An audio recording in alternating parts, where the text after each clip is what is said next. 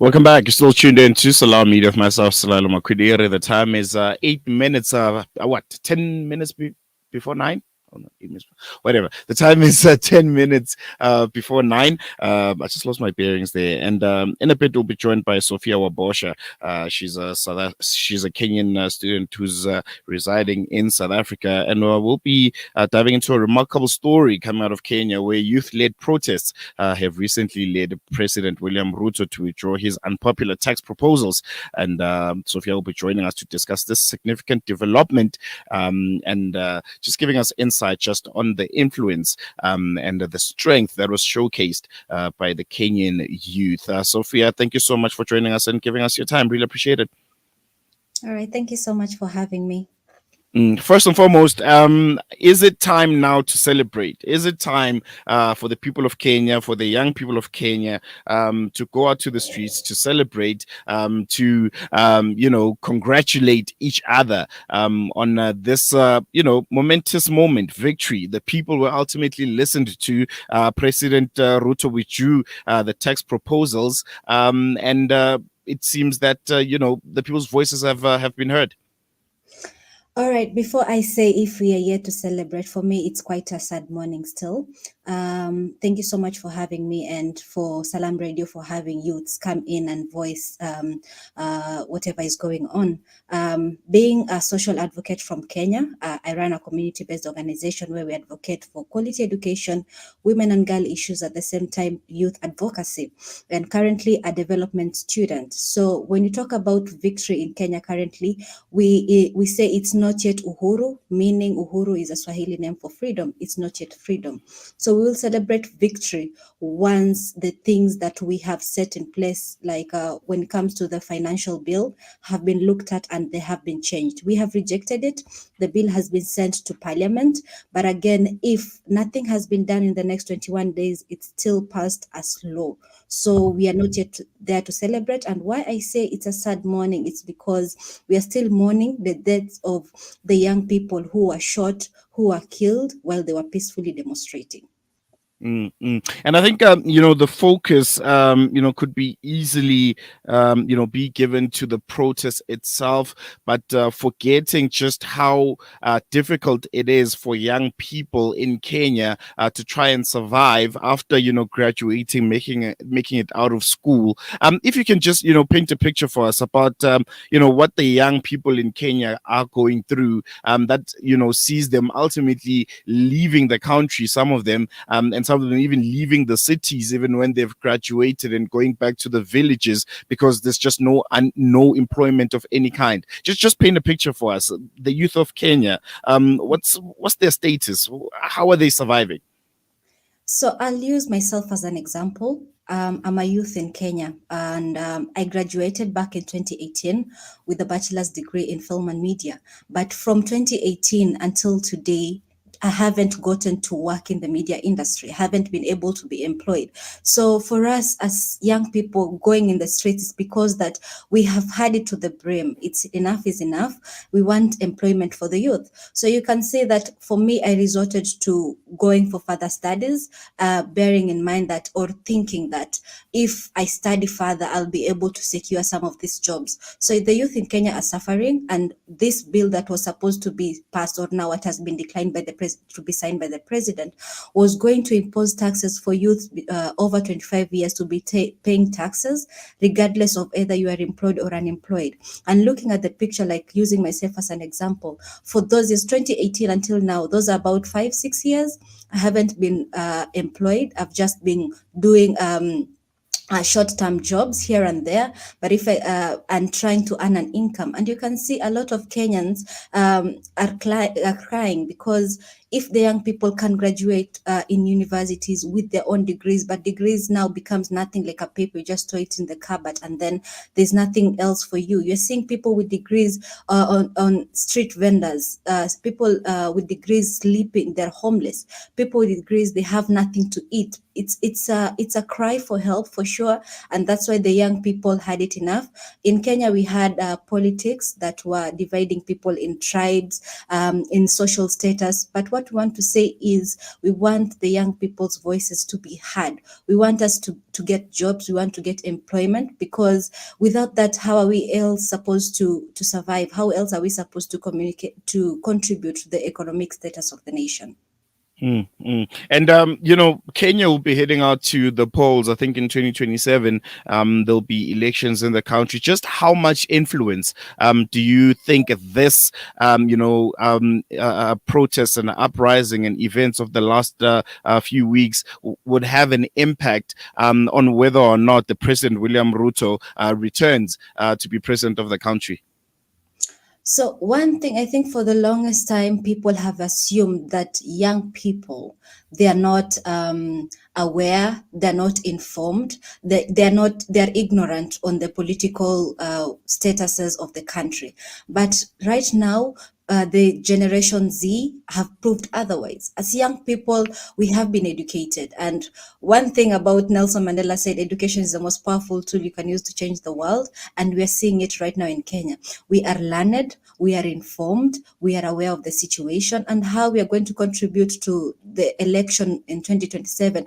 Young people are going to come out in numbers. Before, we used to see the elderly people who used to go and vote, because the politics, as I've said earlier, they were influenced in lines of tribes, in line of social status, in lines of payouts and payments. But for now, young people, we want to see the real change. If you become a leader, you are a leader for the people. We want to see democracy for the people, by the people. So right now, as young people are informed on and know what the country needs, we are aware of what we need as young people. We want employment. We want accountability from the government, because if our parents have been paying taxes, where this tax has been going, and right now you're imposing more taxes for the young people, where will it be going? So we want accountability, and this, I see that it's going to influence when it comes to 2027, when we'll be going to the election. And right now there is a hashtag Ruto must go. If you keen enough to look at our Twitter handles in Kenya, but again, this shows that since the young people are having awakening, this will mean that it will influence the elections in 2027. And yeah, the young people are going to come out in numbers to vote, because we want to see the change. You touched a bit on social media, right? And the events that were occurring in Kenya, I think, dominated. I think for the last 2-3 weeks, social media. We even saw X at some point, even collapsing because of just the sheer amount of traffic. And also the international attention, that they've garnered. How do you believe these events have impacted Kenya's image on the international stage going forward? The thing is, right now we are in the digital era, and I am happy that we are using social media as a tool to transform the nation. First of all, I like to put it out there that this is the first demonstration in history of the Kenyan history that it was purely online, where messages were spread by youth online. We organized online. As a youth living in diaspora, I was able to follow up on the events that are occurring through the X Spaces, through TikTok. We use TikTok. People have been using it for fun and all that, but for us, we use it as a tool for transformation. So we were able to plan these demonstrations online, purely online. No one stood in an open ground and called on people to listen to them. We say we are a youth-led initiative where we don't have a specific leader, but we are the leaders that we are advocating for change. So we've used social media as a tool to transform and lay out information. And when it comes to the international space, there has been global pressure, which has influenced currently our president's decision, and also the international communities who have emphasized on peaceful protest and human rights, who have added to the domestic pressure. But again, we see that through the power of the youth, we've been able to push the narrative of change and actually influence our president not to sign the bill. And it saddens me because the international organization has put out the message that they want peace, but in our country, youths were going out with a mere thing like a mask, and we're saying there's this notion of the young people are going out as baddies, and tear gas is being thrown at them. We mm, wanted a peaceful demonstration, but in exchange, the police in Kenya reciprocated with violence, and that's why people walked in parliament and vandalized the parliament. For the first time, the parliament in Kenya has been down ever since independence. The parliament mess has been destroyed. And then the thing is, I call upon the international organizations, because Kenya has sent police officers to go and fight, to go and mediate Ukrainian war, Russian war. But right now, the Kenya is not at peace. So how could you send police officers to go and maintain peace in other countries where your own country is burning? So mm. we call upon international organizations where not just stating out peace, show us that you are in support of the peace that we want to portray in our country. Mm, mm. And speaking of Kenya, I think some of the key issues that you raised when we started this, interview, especially about the young people and just how much they're suffering essentially, and just how many difficulties they're facing. Those challenges are not unique to Kenya. I mean, I think you can just close your eyes, pick any map, any country in the map of Africa, and the same struggles would be applicable to that country. Even right here in South Africa, I mean, it's so similar that is striking. And the protests in Kenya, some have even likened to an Arab Spring, where just one instance could spread the whole continent, and there could be, a mass, revolution against the leaders of Africa. What lessons can other African countries, especially the youth, learn from the youth-led movement in Kenya? So I want to say, yes, the problems are not uniquely to Kenya alone. Right now, as a scholar in South Africa, I have interacted with the young people here, and you can see that we all have similar problems. But now, as young people, we are solution oriented. We want to see what can we do different so that we can solve our problems. And that's why I also came all the way from Kenya to South Africa to study development studies, so that when I go back home, I am able to know what are some of these things or narratives we can change so that we can come up with solutions to some of these problems, including unemployment. So the thing is, the narrative that we want to send out, young people to be informed, to be united, and then also to hold our leaders accountable. We have seen that since independence, and that's what I've seen in South Africa as well. Why people are crying is because we elect leaders knowing that they are going to serve us as people. They are supposed to be our servants and not just use power for corruption. Like right now, what we are trying to demolish in Kenya is, we don't want to pay for corruption, because currently with the finance bill, we were saying we are paying for corruption. Why would we pay for confidentiality and this amount is not accounted for? All we are asking is, Kenya as a nation, we might not say we are poor, we are bad. Africa as a whole, we are a rich continent, but our leaders are failing us because the strategies that they put in place, they're not to favor the local citizen, but to favor their pockets. Why would we put in millions of money to build a deputy's house president? Well, we are not setting any aside jobs for youths to be employed. And then we are also going ahead as young people. The struggle is real. We are trying to be more creative. We are using social media to actually earn an income, but at the same time, now you want to take from the empty pocket, And the thing is, what we are trying to show to the world as the youth of Kenya is, we are not just a yes generation, we are a why generation. We want to know, if you are putting a bill that you want to pass, tell us why. Give us the reason why you need to set aside 250 million to buy medals, why you want to set aside 600 million to build the parliamentary complex, why you are setting aside an amount to pay the first lady. Why do we need this money to set aside for confidentiality? I mean, we want accountability. Why are you taxing sanitary pads, whereas sex condoms are given for free? Sex is a choice, menstruation is not. So these are the things that we want to send the narrative out there, and I think we are a revolutionary kind of generation, where we don't want to be just moved as a herd, but that we want to question, if you're setting in place laws, if you're setting in place bills, why are you setting them that way? How is it going to be influential or important or going to assist the youth youth who are coming up as a new generation. And just lastly, before I let you go, what's next? You know, a lot of people are calling for the protest to continue until the president Ruto resigns. What's next now? From what you're hearing from the streets, I'm sure you have your ear on the ground. And interacting with a lot of youths in Kenya. What are they saying? Is it over now, or is it going to continue until the president ultimately puts pen to paper and resigns?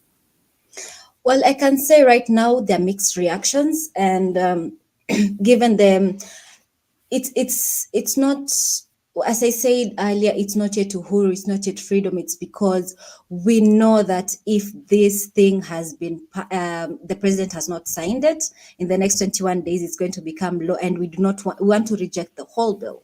So the thing is, right now, I want to state that on the social media, I haven't been really doing anything else. I've just been on my computer, on my socials, checking what's going on in Kenya, how people are proceeding. And as I said, youth are using social media to communicate. So right now, people are on 50-50. Some want to protest, some do not want, because you've seen how we have gone in as peaceful demonstrators, but at the same time, they are killing the young people with no weapons.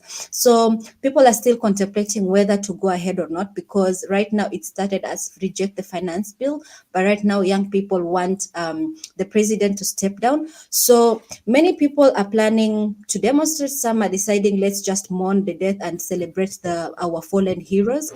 But at the same time, all I can say is, as youths, let's stay united, let's stay informed, let's remain peaceful. And our voices are very powerful when we are together, and we are going to drive the change that we want to see. And then we shouldn't underestimate the impact that we have on our communities and our country. We've seen it happen right now, but at the same time, let's be very strategic with our moves, and let's just stay united. All right. I think that's where we're going to leave it. Sophia, thank you so much for sharing your insights with us today. It's really inspiring to hear how the youth of Kenya have made their voices heard and brought about real change. We wish you all the best in your studies and your future endeavors. And I'm sure if there are any new updates, we'll be linking up with you. Thank you so much. All right. Thank you so much. That was Sophia Wabosha, just giving us insight on the latest. I think we also yesterday, where ultimately the voice of the youth, the voice of the people of Kenya was heard when President William Ruto withdrew his unpopular tax proposals. And I think it's going to be interesting going forward, and also the elections in 2027, where the people of Kenya ultimately vote for their new leaders, if William Ruto will indeed retain his presidency, because there are calls already. I'm sure you've seen the hashtags.